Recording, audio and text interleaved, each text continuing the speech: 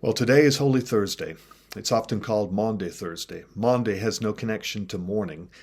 It actually comes from the Latin word for command, and it's referring to the command of Jesus for us to love one another, a love that is displayed in the sacrament that we share, the sacrament of communion. Well, I was thinking about this day, and much of the action in the biblical text actually happens after the sun sets.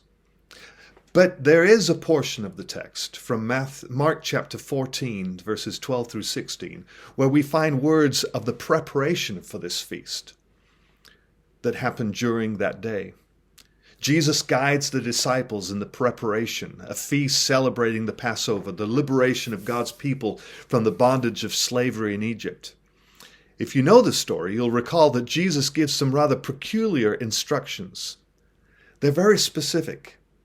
And even though he doesn't give an address for where to make the preparations, he calls these two disciples to go into the city where they're going to see a man carrying a water jug. They're to follow him.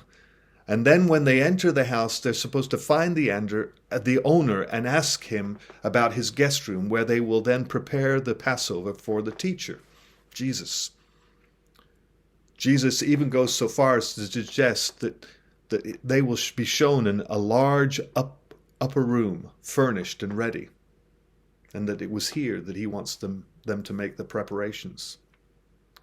I've often wondered, did Jesus make those preparations himself, those arrangements himself at another time?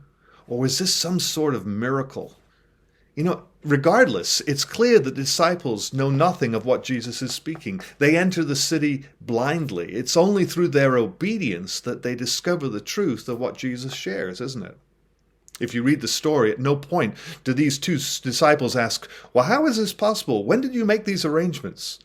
Are you sure we will be received? It reminds me of a similar moment where Jesus tells two of his disciples to go acquisition a donkey. All of this got me thinking in two different veins. First, did you notice how in neither story that none of the disciples question how? I often wonder, maybe Peter wasn't one of those disciples. Sorry, Peter. Maybe it's simply that they come to a place where they have learned to live in obedience. That when Jesus says to follow, they do. The second vein is this. Did you notice how Jesus doesn't call one of his disciples to do this alone? He calls two to do it together. I'm not sure where all this leads us. I simply know that we need to be willing to follow his lead no matter what.